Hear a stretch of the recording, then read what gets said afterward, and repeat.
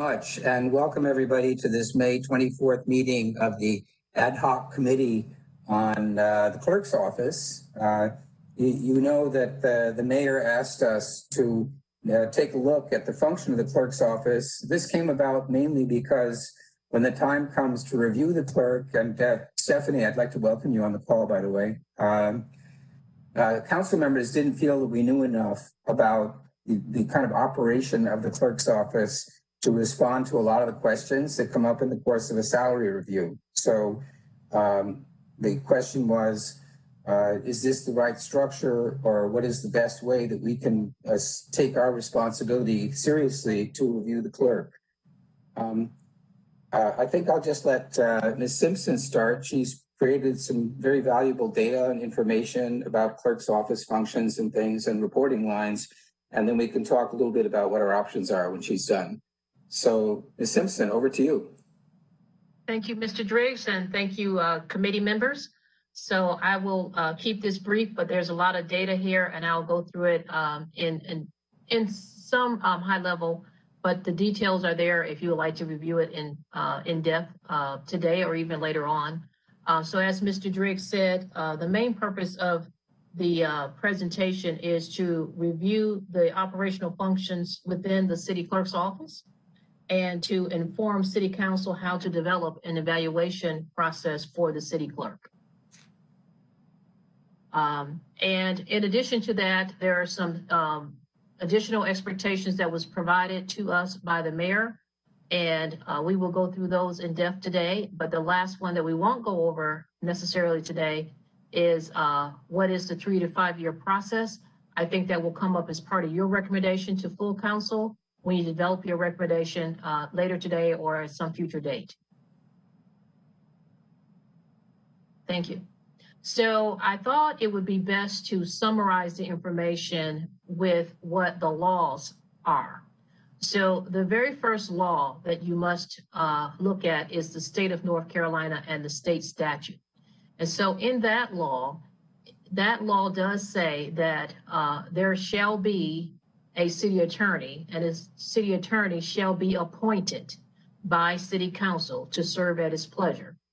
In addition to that, there shall be a city manager, and the city manager shall be appointed by the city council to serve at his pleasure. The third requirement is that there shall be a city clerk. There is no language in this North Carolina state statute that requires the city clerk to be appointed. Then the next language is that the city manager shall appoint and suspend or remove any city officer or employee who is not elected by the people and whose appointment or removal is not otherwise provided for by law, except for the city attorney in accordance with the council's policies and ordinances. So that leads us to the next section of law. The next section of law is municipality law, local law. The city of Charlotte does have a law that says that there shall be a city clerk, and the city clerk shall be appointed by the city council. That law also speaks to the city manager and the city attorney. However, I wanted to emphasize the city clerk because that was the part that was absent or silent in the state statute, but it is not silent in the city statute. And therefore, there shall be a city clerk, and the city clerk shall be an appointed position to hold office for the pleasure and during the pleasure of city council. So as it relates to the task at hand or the request at hand, the following conclusions have been rendered by the city attorney's office in conjunction with human resources. And there are 3 basic conclusions. The first one is that the authority to appoint or terminate the city attorney, the city clerk, or the city manager does rest with city council and cannot be delegated. So the city council must retain the authority to appoint or terminate any one of those 3 positions. The second one is that the city council may delegate the responsibility to oversee the performance of the city clerk and the city clerk's office, inclusive of conducting the city clerk's performance evaluation, to the city manager. Although the duties performed by the clerk still remains under the responsibility of the city council. And then lastly, council may delegate this responsibility through either adoption of resolution or by a city council vote. So basically the summary is to summarize what the rest of this presentation will go through in details. The first part of the details is what are the duties of the city clerk and the responsibilities of the city clerk. In brief, we put these into three categories. The column that is to your left is the state statute requirements of a clerk, a city clerk, a municipal clerk. The middle column is what the city charter speaks to in terms of the requirements that the city of Charlotte has put upon the position of city clerk. The third column are administrative duties that has been provided by the city clerk or will be provided by the city clerk, but those are not required duties by law. Those are duties provided by the organization. So in brief, you can tell that when you read this in detail, this is very consistent across the state in terms of what the primary purpose of the clerk's office is. And that is the clerk's office shall work in conjunction with city council and provide record keeping for the council and the proceedings of the council meetings. The clerk's office shall publish public hearing notices and legal advertisements and filings as prescribed by state law. The clerk office retains and records records of city records using citywide official records management programs. And the city clerk serves as a repository for state required files. Those are the most often duties that you'll find, and those are the statute requirements of duties of the city clerks. In addition to the clerk will conduct oaths of office for designated positions. The clerk also maintains ethics and code of ethics education records for city councils. And the clerk must attest and certify documents through the use of the city seal. Those are the requirements as bestowed upon the clerk by the state of North Carolina.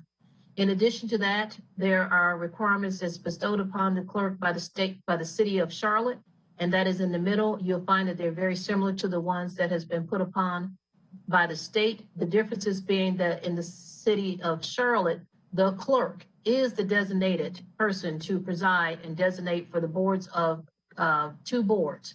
One of those boards would be the Civil Service Board, and one of the boards would be the Charlotte, forgive me, it's not coming to me now, the Civil Service Board and the Review Committee, the Citizens Review Board. In addition to that, we have other duties that are administrative in nature that's provided by the city clerk's office. I don't think I need to go into that detail, but that information is there for your information if you need that later. Go to the next slide. So in North Carolina, we did a benchmark to see how other clerk's offices are organized in the state. So out of these cities, the city of Charlotte, the city of Raleigh, the city of Greensboro, the city of Durham, the city of Winston-Salem, and the city of Fayetteville, that's where most of our information was obtained from when we did the research. This slide is just to show you the size of those cities. And of course, Charlotte is by far the largest, with Raleigh being a second, and Charlotte being twice the size of Raleigh, and then the rest of the cities follow thereafter. So in terms of what the other cities do, in terms of how a clerk is organized and who performs the evaluation of the city clerk, basically what this slide is saying, that if a clerk is appointed, the board that appointed the clerk performs the evaluation of the clerk. So you can see the detail is that in the cities of Fayetteville, Greensboro, and Winston-Salem, the clerk is employed as an employee. In the cities of Durham and Raleigh, the clerk is appointed by the board. And likewise, the body that employs the clerk is the body that performs the evaluation for the clerk. Next slide, please. This slide is just an overview for you in case you are interested to see the size of the offices in most of those cities in terms of a snapshot. And in our city, there are 8 positions in the clerk's office, and the average number of positions in the clerk office in the cities that we surveyed that responded to the survey is 7. In addition to that, I can go on, that's fine. But I was just going to cover that this is just other data to give you a comparison for how our clerk office is designed as it relates to other clerk's office in the jurisdiction. And again, you can compare that to the size of those cities in addition to this, this model. And you can tell that on average, our size is double. Our team is just about on par in terms of the number of people that are in a clerk's office across the city, with the exception being on the average indirect reports being about 3 in most of the cities, and in our clerk's office is 5. Now, this is an eye chart, but it is designed in case you have very detailed questions about the role of the clerk and the duties of the clerk in comparison to other cities. So as I described earlier, the state statute governs many of the duties of the clerk. And you will find that where there is a red dot, that is by state law. Where there is a green dot, those are local municipality laws. And where there are black dots, that means that those are additional duties. If there is not a dot, that means either they didn't answer the question there, or there is no regulation speaking to the role of the clerk. And therefore, there was not a direct comparison for our clerk. So again, this is a repeat of what I said in the other slides. It's just in much more detail of exact specific roles that is handled by the city clerk's office across those municipalities. So the other question is, then what are the duties that the city of Charlotte City Clerk's Office perform? No, excuse me, the opposite. The other cities perform that are not performed by the city of Charlotte's City Clerk's Office. And so we did a comparison to identify what are those types of things that other cities may do that our clerk office may not do. I would highlight here, it may be that our clerk office may not do it in this city, but another department might manage it in our city. So we just wanted to provide you an overview of what that looks like. And as you can tell, sorry, going back. And as you can tell, you can see that there are some things that issue closing out. I would just use an example, issues closing out and going out of business licenses. We don't do that in our clerk's office, but in some smaller cities, they might do that as a function.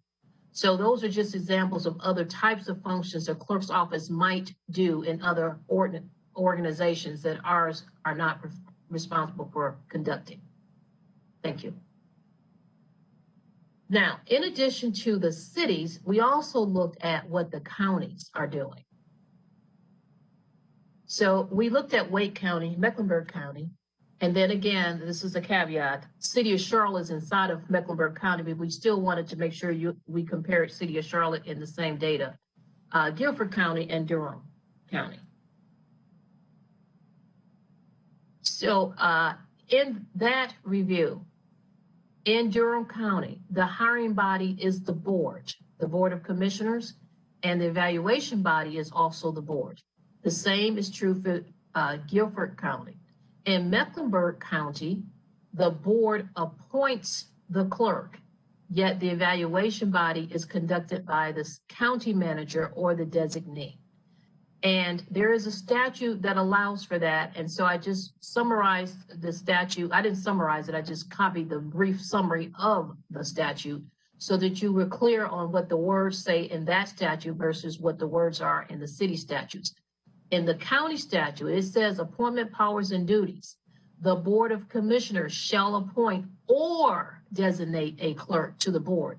If you recall, when I spoke about the city standard, it said that the City of Charlotte shall appoint a clerk. It didn't say that you designate a clerk, it says shall appoint a clerk. And that is different language than what is written for the county. The county shall appoint or designate a clerk to the board. The board may designate or the Register of Deeds or any other county officer or employee as clerk. So that is the little difference in the language. In Wake County, there is no designated clerk. The duties of the clerk has been divided by the manager's office, the county manager that is, and the deputy county clerk. Again, another comparison snapshot for the sake of time is very similar to the other one. It's just a snapshot to show you how the clerk's office, the City of Charlotte's clerk office organized compared to the county clerk in other jurisdictions. Another similar slide in terms of duties. This is really for your information, primarily because anytime you're comparing a municipal government to a county government, there's not apples and apples, and it was not designed to be apples and apples. But just in case you were curious to see what some of the things are that are very similar and some of the things are that are not, we provided the information for your review at your pleasure. Likewise, a similar comparison is here in terms of the additional duties that North Carolina counties perform that are not performed by our city clerk's office. Again, this is a lot of details in terms of what the responsibilities of the clerk's office is. One of them, you can easily tell why we wouldn't do that, and that would be the one in the middle, responsible for taxes. As you know, the county is responsible for taxes and not the city. So therefore, you can understand why the county clerk would have that on their list as opposed to the city clerk having it as responsibility on our list. So what other benchmarks do we perform? We took time to look at other cities across the nation that are council manager forms of government, much like ours is, to see how their clerk function is also organized. These are the cities that we looked at, and you may have noticed that the cities that's on this list is consistent with cities that the City of Charlotte uses for other benchmark comparisons. Now, out of that data, what did we find? We found that of those top cities, 3 out of 8 of them, so El Paso, Oklahoma City, and Phoenix, employ the clerk, whereas the other 5 appoint the clerk. And very similarly to the other data, when the clerk was employed, the city manager or the designee of the city manager traditionally performed the evaluation of the clerk. Likewise, when the clerk was appointed, the city council for those cities perform the evaluation of the clerk. There is a note there about Las Vegas. Las Vegas clerk is appointed by city council and is evaluated by both the council and the city manager. Again, this is for your reading pleasure at the end, but if you wanted to look at other comparative data just from a snapshot perspective, we provided that in case you have questions about how they're organized comparative to how our city clerk's office is organized. Again, another slide that is here for your reading pleasure when you have time. Again, these are different cities in different states. So that's the only caveat I would remind you to think about is they may have a different state law than the state of North Carolina. So my caution is it's probably not an apples to apples comparison, but it is just here for information perspective in case you were curious to see how it's organized in different states. I will skip this slide as well. And again, I'll skip this slide for the sake of time. This is very similar information. The details are in here in case you wanted to see what other duties are that's not performed in our city, but may be performed in other cities. Likewise, I could skip that if you don't mind. Now, the third part of the mayor's request was to look at different technologies that other organizations and other municipalities might be using. So here, what we attempted to do was organize the information in terms of what type of reason they're using software. I have to catch up. And there are 4 major reasons why the city clerk's office would use software to help them conduct the business that they conduct. The first reason is probably a very high volume intensive reason, public records. Public records request, and the other one is records management, which is definitely something that is required by law by a city clerk's office because they have to maintain all records of city council meetings. The next one is city council meetings and the information that goes there. The fourth one is boards and commissions. So those are the reasons why they're using technology. The next column is very specific about what the type of software or technology that's currently in use. And in the third column, you will see information that that the other municipalities responded with in terms of what are they using in comparison to what the city of Charlotte uses. So as the next request is a service. I don't think it is a software. Am I correct, Stephanie? It's a service? Do you know? I'll look it up again. I'm sorry, I was muted. Yes, you're correct, Sheila. Right, okay. So what I mean by that is there are some municipalities who actually contract the service out and they don't actually use a software to conduct it themselves. So next request is used by many municipalities, 4 out of 17. The most common one in North Carolina that we found was something we already do use, which is Granicus. And so we actually use the Granicus suite. And currently our information technology team is looking to expand the uses of Granicus to capture more applications for that software. But it does come highly recommended. It is something that we currently use, and it has come highly recommended by Gardner Technologies. And Gardner Technology is a firm that we use very frequently in our IT department to do research for us, and they do a lot of studies for us in terms of what are the best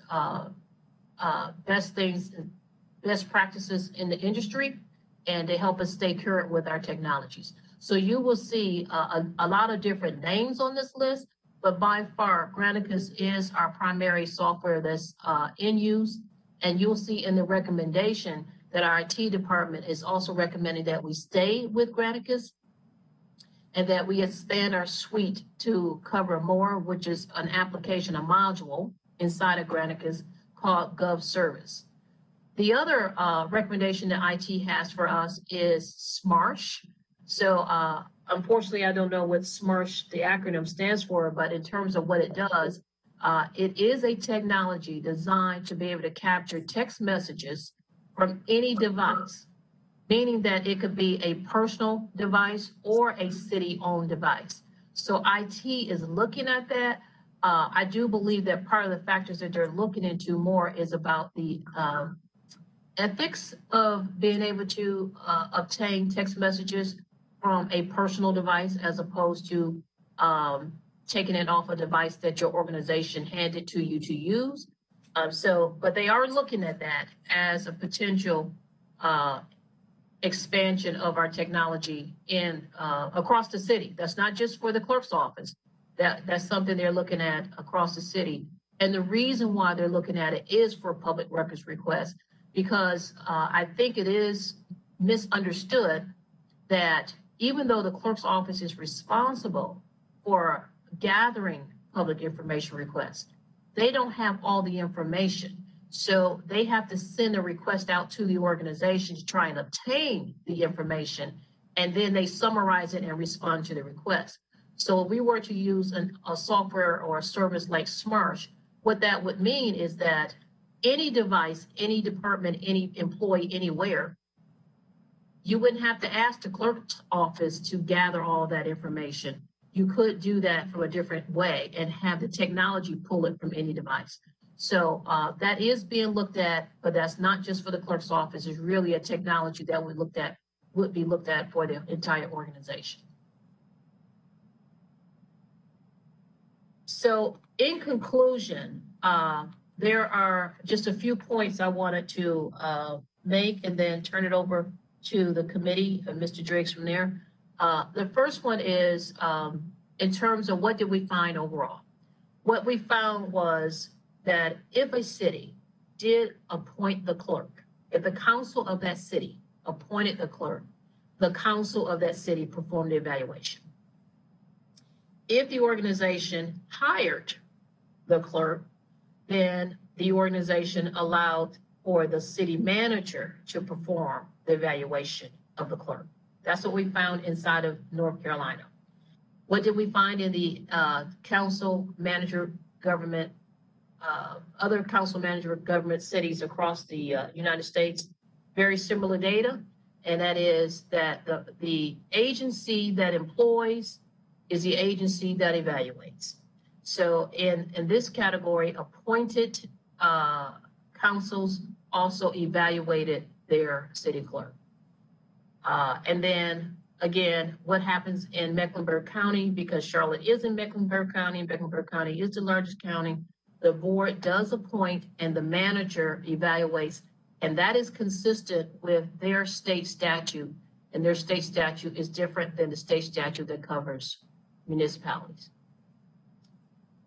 In terms of City of Charlotte, the analysis is that the authority to appoint or terminate a clerk rests solely with the city council, and that authority cannot be delegated.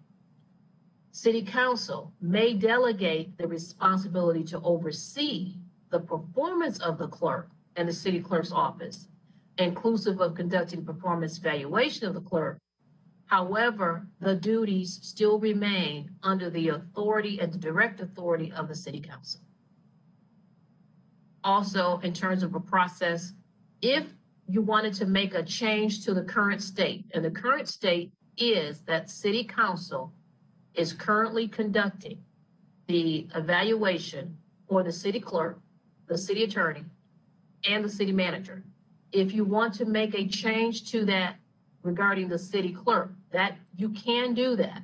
However, the process to do that does require an adoption of resolution by city council or a city council vote. This is, the appendix is just a lot more information for you in terms of the software itself. If you have questions about the software, and if you have specific questions about software, if you can let me know what they are, I would gladly work with IT to ascertain the answers to your questions there. However, with that, I think this concludes and briefly covers the charter that we were commissioned to find out. And I'll turn it back over to you, Mr. Driggs, to help us move forward.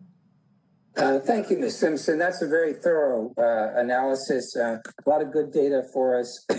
I want to just paraphrase what I see as a result of that. First, I would like to say, though, this whole conversation is not taking place because of any suggestion of performance issues with the clerk's office. So we are not trying to solve a problem here. I think the performance of the clerk's office has been exemplary. It really is more about the fact that council just knows so little about the clerk's office and has responsibility for performing these reviews. And we don't feel that we're, in a position to comment a lot of the aspects of what the clerk does. So this information is very helpful to us for that reason. I think, Sheila, what you told us is that we must appoint the clerk, and that in the majority of cases where whoever appoints the clerk also reviews the clerk. And I will just say as a personal opinion that I think the idea of having the clerk appointed by the council and reviewed by the manager is not a good structure. It's a disconnect between the employment of the clerk and the review of the clerk. And Ms. Kelly, I'll give you an opportunity. Welcome your comments in just a moment. But I just wanted to say that what I infer from this is that the council should continue to review the clerk based on the fact that we are required to hire the clerk. My suggestion would be that we recommend to the full council, perhaps that the manager can assist us in our review process by writing some sort of a recommendation memo or just telling us, giving us information that we can use as a basis for our review of the clerk so that we're better informed when the time comes to perform that review. And on the subject of technology, I'm very interested to hear Ms. Kelly's input in terms of the explanations we just got about the available technologies. And is there a budget consideration? Are there other issues around technology that this group should take to the full council for consideration? And really, in a nutshell, that's kind of the conclusion I reach from that. I think it's supported by the information we just received as to how things are done in other places and what the legal requirements are, and represents a relatively small change from where we are today. But Ms. Kelly, would you like to comment?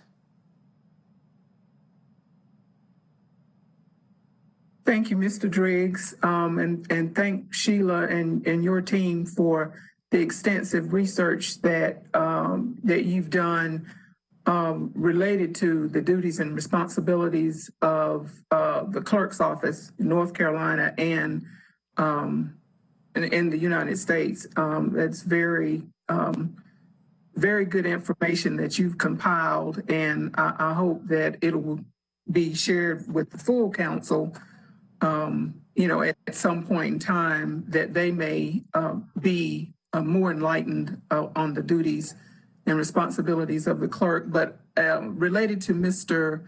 Driggs' question about technology, we have made great strides in advancing the technology that allows us to better do our job.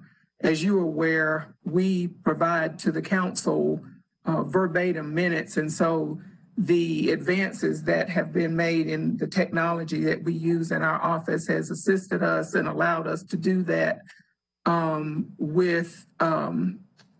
do that in less time than it was taking when we were using old technology that no longer exists, such as cassette tapes and those kinds of things. So we have advanced a great deal since I've been here. In the 17 years, the one area that I think, and Sheila did mention this when she was talking about technology, and also the fact that public records is an area that falls under the responsibility of the city clerk's office. The one area that we seem to that slows us down in being responsive to public records requests are the technologies that exist that allow for retrieval of text messages. And in this day and age of social media and the use of social media, we are inundated with requests that often starts with, we request the emails, voicemails, and text messages of, employees that fall under certain categories or within certain departments, also the elected officials, and we are often able to be responsive in the areas related to emails, but where we are oftentimes not are related to text messages. And so I know that IT has been looking at SMARSH as one of the vendors, and maybe a couple others, as an opportunity for us to be able to retrieve the information that's requested without it being so labor intensive. And I'm sure each of you know what's involved in retrieving text messages when your device or your text messages have been requested, and you're aware of what the Office of Constituent Services has to go through in order to get those text messages. So any advances that we can make as an organization along those lines, that will allow us to address public records requests, I think would be welcome. And budget is a big part of that, but I think in the long run, it will be a great investment for the organization, so that we are doing our level best to be as transparent as we can be around those issues. So thank you, Mr. Driggs, for the opportunity to chime in. Thank you, Ms. Kelly. As we all know, there is some controversy about public records requests because some members of the media claim that we are unresponsive. I think some of that is down to corporate communications, frankly. Would it be okay if we take back to our colleagues your recommendation that we focus on activities that are going on currently, not in your department, as to the gathering of texts and stuff, because you're not actually overseeing the review of the Marsh product or those things, are you? I'm not overseeing that. We have been working collaboratively with IT on looking at vendors for that, and Smarsh has been one of those vendors. So we're involved in the conversation, but the ultimate decision will not be from the clerk's office. Whatever decision is made, we will work with IT and the vendor to do what is necessary to assist us in the area of public records. So our office is not the direct, won't be the direct, it'll come under IT.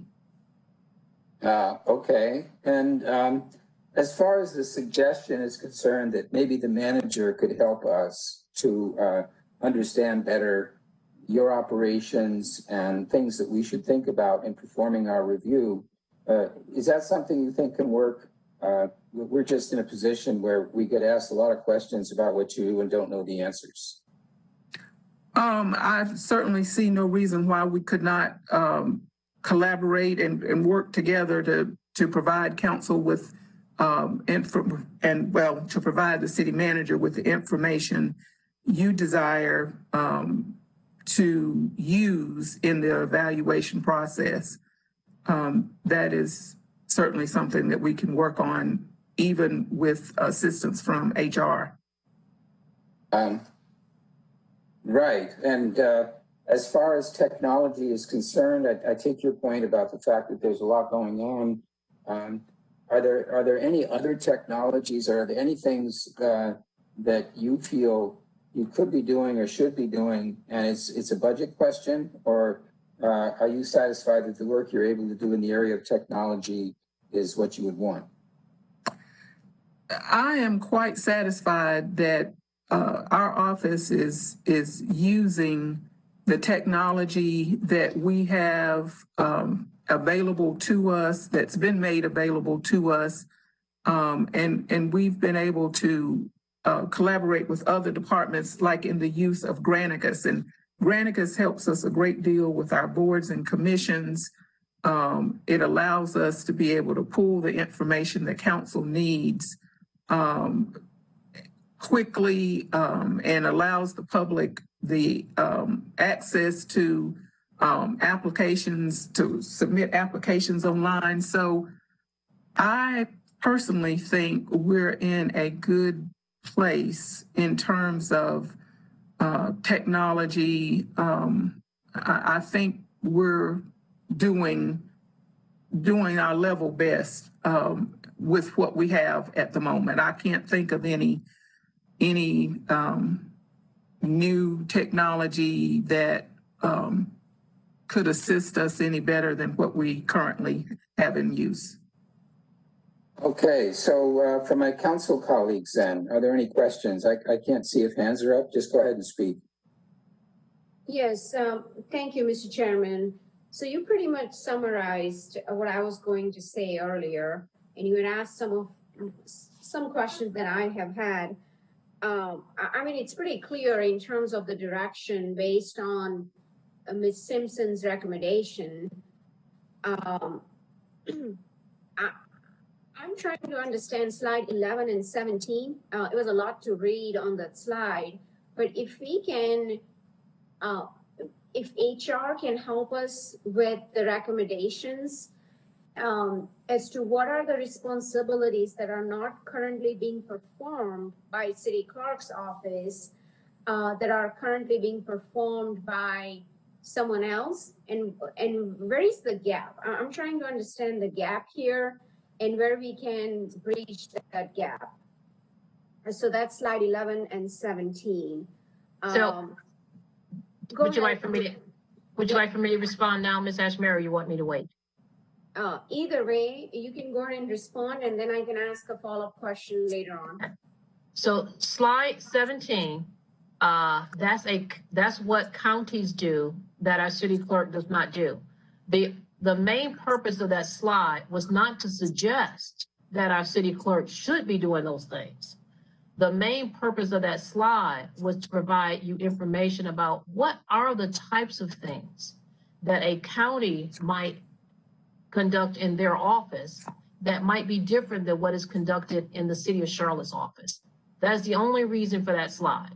In terms of expectations, I would tell you, you should not expect to see the identical things here for a county clerk compared to a city clerk, primarily because the county clerk does not have the same role as a city clerk in terms of specific duties. They do have a similar role in terms of their responsibility to the boards that they support, but how they support that board in terms of the actual items, the tactics, and the actual subjects does vary because the county itself, the government of a county, differs from a government of a municipality. So again, the reason why this slide is here is only to show you, if you wanted to see what are things that's done differently. Not that it's wrong or right, it's just that it's different, and they're probably different because the laws are different. So fair enough.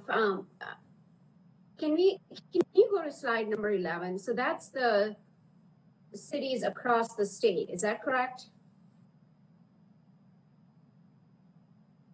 Okay, so these are North Carolina. Okay. Yes, that's North Carolina cities. Yeah, so this is the slide that I'm trying to understand. I mean, I can read everything here on this slide, right? But I'm trying to understand the gaps, what other city clerks' offices are doing across the state, and how that differs from our city clerk's office. And I know Mr. Driggs had talked about how we can look for managers' recommendation. I would be interested in hearing from HR, because ultimately Ms. Simpson and her team will help us with the evaluation process and with the overall roles and responsibilities. So I would like to hear your recommendation, Sheila, and your team's recommendations about roles and responsibilities here and what are the gaps. And I know there have been conversations about public records requests and not being fulfilled in a timely fashion. As Mr. Driggs had mentioned, that's not really within city clerk's office currently, but I was wondering how other cities are handling those requests, and are they all being overseen by city clerk or city manager's department? That's what I'm trying to understand, because I think that is a valid concern that we do need to address, which is the public records request and the timeliness around the response of our public records request. So, Ms. Ashmere, if I could chime in before Sheila, I think I could answer some of your questions as it relates to some of my peers across the state and the duties that they perform, because I have worked in a smaller municipality, and so some of it has to do with the size and the structure of the organization. But what I will say is that the Office of Constituent Services, which is under the city manager's office, provides a lot of the additional services that are shown here that in many municipalities, those responsibilities would fall under the city clerk. So, for example, perform ceremonial functions and coordinate special events of city council. That's something that the Office of Constituent Services does for the city council in Charlotte, but in Fayetteville, it's handled differently. And in many smaller municipalities, those kinds of duties are handled by the city clerk because they don't have the staffing in the city manager's office or the staffing that would allow another department to handle that. And the same is the case with the coordinating with elected officials to respond to inquiries and assisting. That too falls under the Office of Constituent Services. And as does managing resolution of escalated customer issues. So I think it depends primarily on the structure of the organization as to whether those duties fall under the city clerk's office or to another department. I just wanted to add that because I do know that there's a distinction there. And HR surveyed the larger cities across the state, but if you were to review smaller cities throughout the state, you would see that many of these responsibilities here do fall under the city clerk and aren't assigned to other departments. So it's not unusual, but it appears, by looking at this, that there may be a gap, but those services are being handled. So that is very helpful. So I think that's what I'm trying to understand is that we take deeper dive at public records requests and some of other responsibilities where city clerk's office could potentially take on. Well, and now let me ask you this, Ms. Kelly. How do you feel about the support? Ms. Simpson gave us a report where when we compare our city, which is a lot larger in size with other cities, our staffing is very similar, 8 staff from what I heard, versus 7 staff members in other cities that are a lot smaller. So if you could just talk about what you feel about current support staff, do you feel you have enough support staff and other resources that you need if you were to take on this additional responsibilities or even continue to do what you do at this point? Currently, I would say that our staffing is adequate, but I would also say that as we look at opportunities to expand, particularly in records management, which is something that we did not even discuss today, but records management is different from public records request and public records management. But as we look to expand in that area, I foresee that there will be a need for additional staff. And as we hope to soon be able to commence our passport processing here, I foresee that too may be an area where we may experience some growth.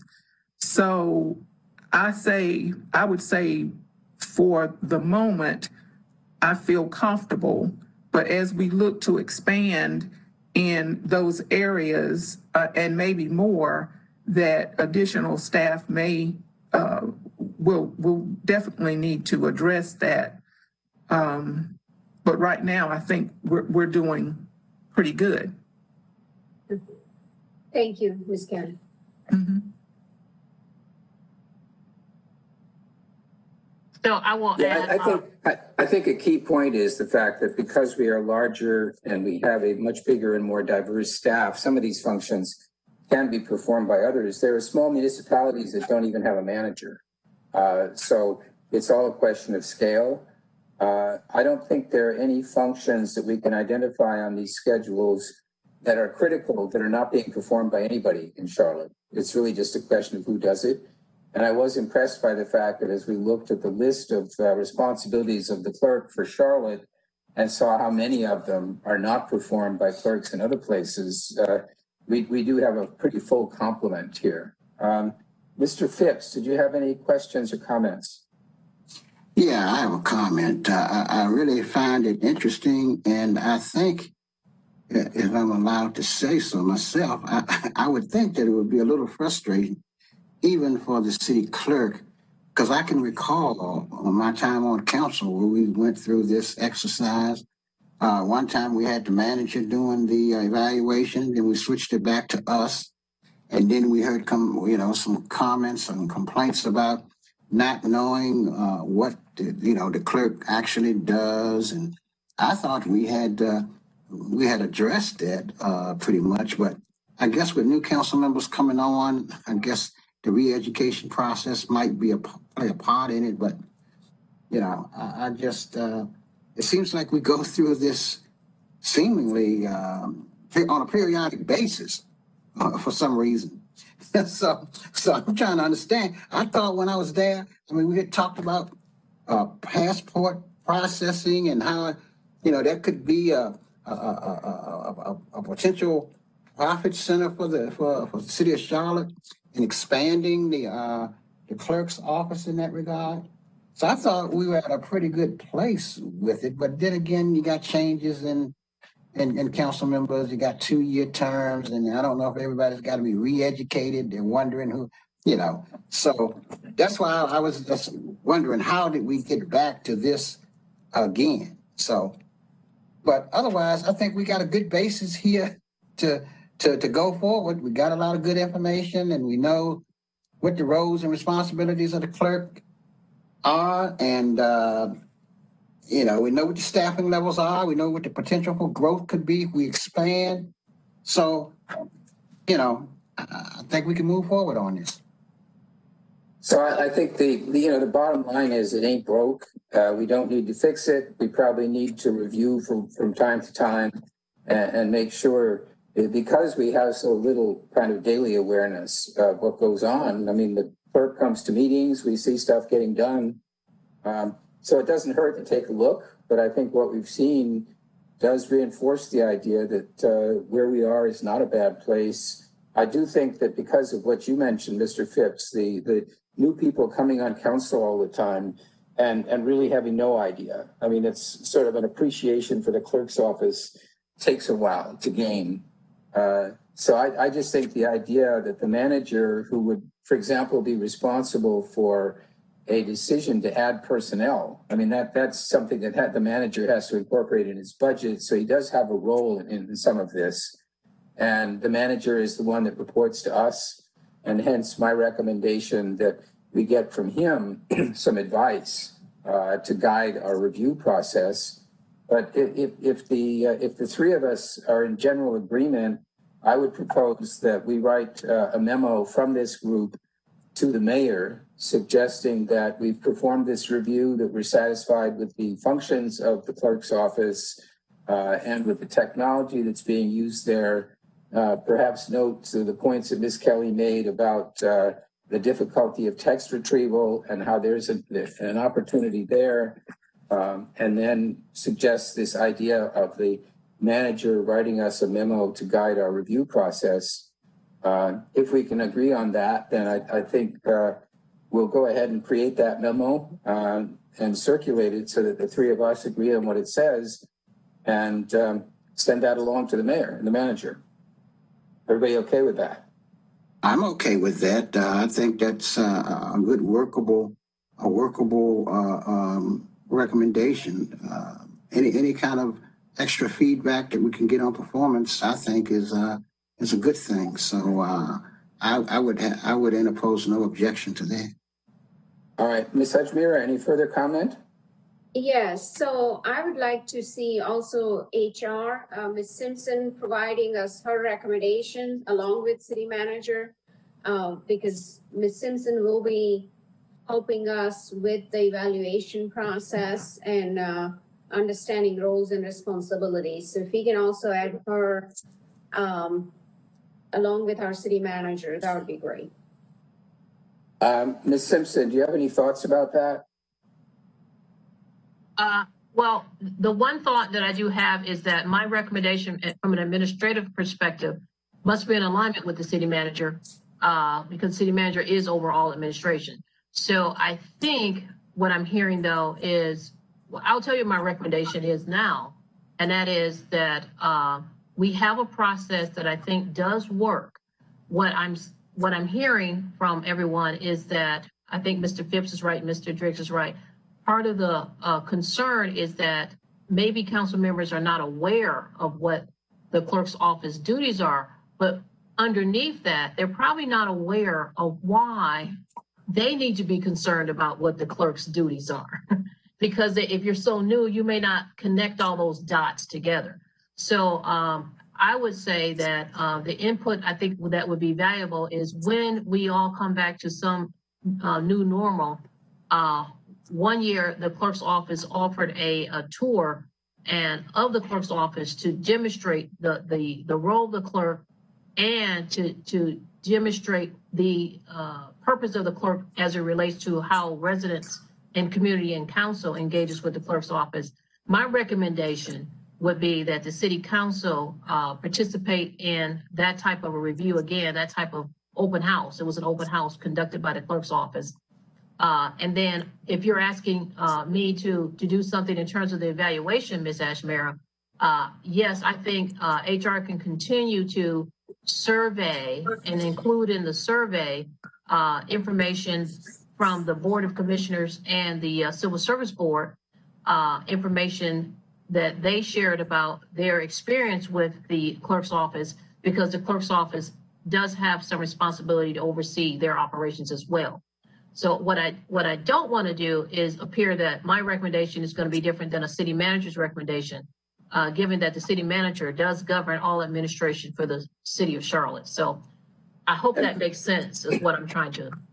Ms. Simpson and Ms. Ajmira, I was going to suggest that we get our advice from the city manager and stipulate that we assume that the city manager will base his advice at part on a consultation with the HR director. I don't know whether we need to hear from both of them.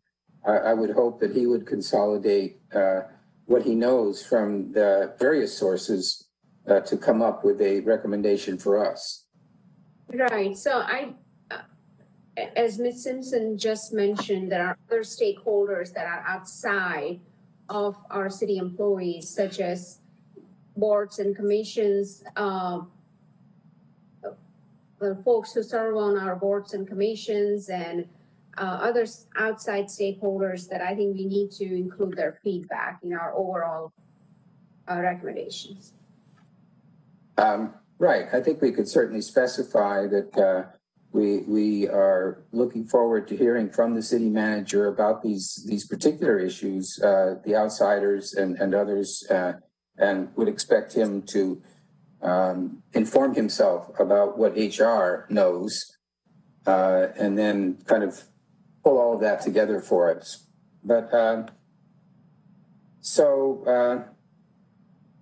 Ms. Simpson, have you heard enough to help us out with the draft of the memo, or who can do that? Yes, sir, I have. Good. Then why don't we just, for today, since we're going to be going to our main meeting before too long, look forward to getting a proposal for a memo, Ms. Simpson, from you and the three of us, and can offer any further comments before we share it with the mayor and council. Yes, everybody okay with that? That sounds good to me.